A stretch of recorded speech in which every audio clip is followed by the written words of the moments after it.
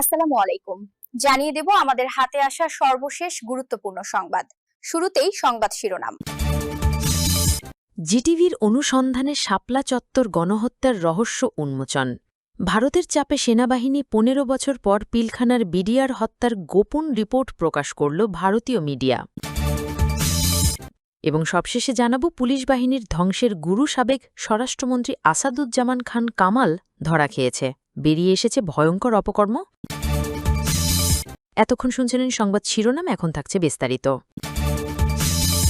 ২০০৯ সালের ২৫-২৬ ফেব্রুয়ারি ঢাকার পিলখানায় বিডিআর সদর দপ্তরে ইতিহাসের জঘন্যতম হত্যাকাণ্ড সম্পর্কে পিনাকি বলেছেন, বাংলাদেশের যে বিষয়টি খুব ভালোভাবে জানা নেই তা হল সেনাবাহিনীর ব্যারাকে ফিরে গিয়েছিল ভারতের চাপে। ২০০৯ সালে যখন তৎকালীন সেনাপ্রধান জেনারেল মঈন উদ্দিন আহমেদকে তার অধীনস্থ কর্মকর্তারা বিডিআর বিদ্রোহ দমনে গুলি চালানোর নির্দেশ দিতে চাপ দিচ্ছিলেন, ভারত তখন সামরিক হস্তক্ষেপের হুমকি দিয়েছিল। নয়াদিল্লি তখন হাসিনার নিরাপত্তা নিয়ে চিন্তিত ছিল। আর ভারতের হুমকি কেবল নিছুপ হুমকি ছিল না।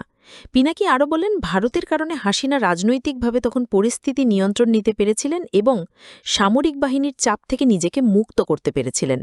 এরপর থেকে তাকে পেছনে ফিরে তাকাতে হয়নি। সেদিন বাংলাদেশ সেনাবাহিনী এবং র্যাপিড অ্যাকশন ব্যাটালিয়ন বিডিআর সদর দপ্তরের আশেপাশে শক্ত অবস্থান গ্রহণ করেছিল। রাস্তায় ট্রেনগুলো নামিয়ে সেনাবাহিনী চূড়ান্ত হামলার প্রস্তুতি নিচ্ছিল। প্যারাশুট কমান্ডো প্রস্তুত ছিল, তবে ভারতের সামরিক হস্তক্ষেপের হুমকির কারণে তারা অভিযান করতে পারেনি। যা দেরিতে হলেও প্রকৃত সত্যটা জানা গেল।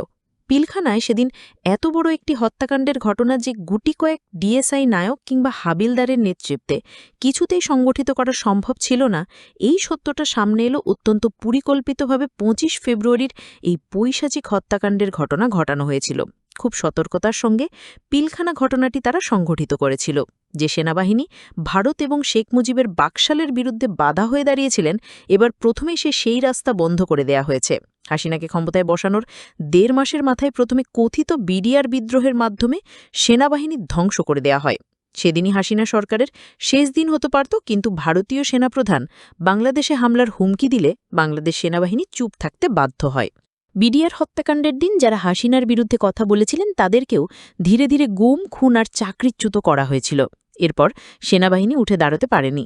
বিডিআর হত্যাকাণ্ডের পর বিক্ষুব্ধ সেনাদের সামাল দিতে ঢাকা ক্যান্টনমেন্টে যায় শেখ হাসিনা। একজন ক্ষুব্ধ সেনা কর্মকর্তা শেখ হাসিনাকে বলেন, কয়েকজনের জবানবন্দি। সিপাহী সেলিম রেজা, বয়স ২৮, নম্বর ৬৩৯০৭। ২০১০ সালের নভেম্বর সন্ধ্যা ৭:৩০টায় শুরু হওয়া জিজ্ঞাসাবাদে সে জানায়, শেখ সেলিম এবং তাপসের সঙ্গে তাদের নিয়মিত যোগাযোগ ছিল। তখন তাপস বলেছিল, সেনা কর্মকর্তাদের মেরে ফেললে কোনো সমস্যা নেই। ৪৪ ব্যাটালিয়নের ডিএডি নাসির উদ্দিন শেখ সেলিম এবং তাপসের কাছে গিয়েছিলেন। তারা বলেছে, আমরা জিম্মি করি আর যাই করি, আমাদের মাফ করে দেবেন। সিপাহী জিয়াউল হক, নাম্বার ৭১৩১৮। জিয়াউল জানায়, কমপক্ষে ১০ জন সিপাহীর সঙ্গে হাসানুল হক ইনুর নিয়মিত যোগাযোগ ছিল। ইনু তাদের প্রয়োজনে বিদেশে পাঠিয়ে দেবার আশ্বাস দেয়। জিয়াউল জানান, তারা একাধিকবার তাপসের মুখে শুনেছে অপারেশন ভালো হলে সজীব ওয়াজের জয় খুশি হবে। প্রধানমন্ত্রী শেখ হাসিনা পেয়েছিলেন ১ ঘণ্টা ৪ মিনিট, যথেষ্ট সময় পেয়েও তারা কেন কোনো ব্যবস্থা গ্রহণ করল না? শেখ হাসিনার বিচারবার্ষিক নৈশভোজে অংশগ্রহণে অসম্মতি জানিয়েছেন কেন? ২০০৯ সালে ১ মার্চ সংসদে প্রধানমন্ত্রী জানিয়েছিলেন ২৫ ফেব্রুয়ারি খুব সকালে দিনে একটি গোয়েন্দা রিপোর্ট পেয়েছিলেন। কি ছিল সেই রিপোর্টে? জেনারেল শাকিলের সাথে শেখ হাসিনার সর্বশেষ কথা কি হয়েছিল? প্রধানমন্ত্রী সামরিক উপদেষ্টা মেজর জেনারেল তারিক সিদ্দিকীর ভূমিকায় সেদিন কি ছিল? সেদিন বিশেষ ব্যবস্থাপনায় বিমান চলাচলের শিডিউল পাল্টে ফেলা হয়েছিল কেন? সজীব ওয়াজেদ ২৭ ফেব্রুয়ারি দুবাই গিয়ে পিলখানার ঘটনায় জড়িত কিছু ব্যক্তির সাথে দেখা করেছিলেন কেন? জয়ের সেই সময় কার পাসপোর্ট তদন্তকারীদের দেখতে দেয়া হয়নি কেন? পিলখানা ঘটনার তদন্তে গঠিত ৩টি কমিটির একটি কমিটিও জয়কে জিজ্ঞাসাবাদের অনুমতি পায়নি কেন?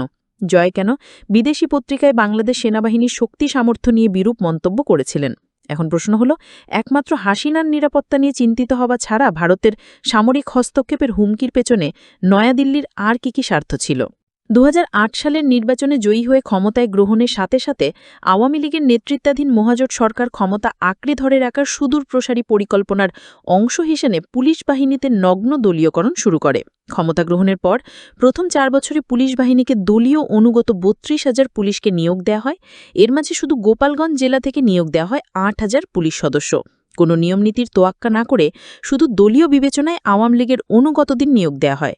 ফেসিবাদী আওয়ামী লীগ সরকার পুলিশ প্রশাসনের নিয়োগের ক্ষেত্রে মুক্তিযোদ্ধা পুরুষ এবং নারী এবং এলাকাভিত্তিক সুনির্দিষ্ট কোঠা থাকলেও তা একেবারে উপেক্ষা করে নগ্ন দলীয় বিবেচনায় নিয়োগ প্রক্রিয়া শুরু করে। ক্ষমতা গ্রহণের পর প্রথম 4 বছরের পরিসংখ্যান অনুযায়ী প্রধানমন্ত্রী শেখ হাসিনার এলাকা গোপালগঞ্জকে কেন্দ্র করে ফরিদপুর, মাদারীপুর, শরীয়তপুর ও রাজবাড়ী এলাকা থেকে 10,000 পুলিশ সদস্য নিয়োগ ও পদোন্নতি দেয়া হয়। গোপালগঞ্জে কোঠা অনুযায়ী 800 লোক নিয়োগের নিয়ম থাকলেও এই জেলা থেকে নিয়োগ দেয়া হয় 8,000 লোক এবং 2,000 লোক নিয়োগ দেয়া হয় বৃহত্তর ফরিদপুর জেলার বিভিন্ন উপজেলা থেকে। এসব নিয়োগের মাধ্যমে সরকার পুলিশ বাহিনীকে গোপালগঞ্জকরণের দিকে ধাবিত করতে থাকে, যা বর্তমান সময়ে সরকারের অন্যতম লাঠিয়াল বাহিনীতে পরিণত হয়েছে। একে একে এবার দেখে নেওয়া যাক শৃঙ্খলা রক্ষার নাম করে গতি রক্ষার জন্য গুরুত্বপূর্ণ পদে নিয়োগ দেয়া গোপনে পুলিশদের সম্পর্কে।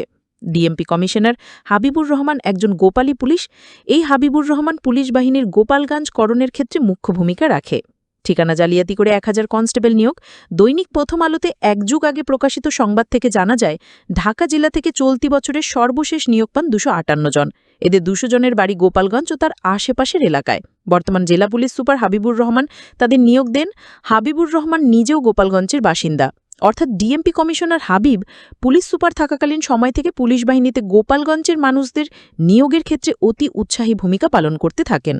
হাবিবের পরেই তালিকায় দ্বিতীয় ব্যক্তি হচ্ছে বাংলাদেশের অন্যতম কুখ্যাত পুলিশ কর্মকর্তা সাবেক আইজিপি বেনজির আহমেদ। গোপালগঞ্জের বাসিন্দা এই বেনজির আহমেদকে নিয়ে শেখ হাসিনা ভয়ঙ্কর পরিকল্পনা বাস্তবায়ন করেন। তার মধ্যে অন্যতম ছিল হেফাজতে ইসলামের ওপর 5ই মে শাপলা চত্বরে গণহত্যা। এই তালিকায় তৃতীয় ব্যক্তি হিসেবে কর্মরত এম খুরশিদ হোসেন প্রতিদিন ঘোষণা দিয়েছেন, যতই সমস্যা আসুক ভয় পাই না। সম্প্রতি জিনিস নগ্ন মৃত্যু ঘটেছে এবং সামাজিক যোগাযোগ মাধ্যমে কেউ এই মৃত্যুর জন্য সরাসরি খুরশিদ হোসেনকে দায়ী করেছেন। জানা গিয়েছে তার ছোট ভাইকে ভিসা নীতি অনুযায়ী আমেরিকা থেকে ফেরত পাঠানো হয় এবং ছোট ছেলেকেও কানাডা থেকে ফেরত পাঠানো হয়। এ নিয়ে বাসায় সৃষ্ট পারিবারিক কলহের জেরে হত্যাকাণ্ড ঘটেছে বলে কয়েকটি সূত্র দাবি করেছে। অনেকগুলো ঝুমকি নাটক মঞ্চস্থ কারিগর ইতিমধ্যেই হোলি আর্টিজানের ঘটনায় মুনিরুল ইসলামকে সাক্ষ্য দেওয়ার জন্য যুক্তরাষ্ট্রে ত্যাগ করা হয়েছিল।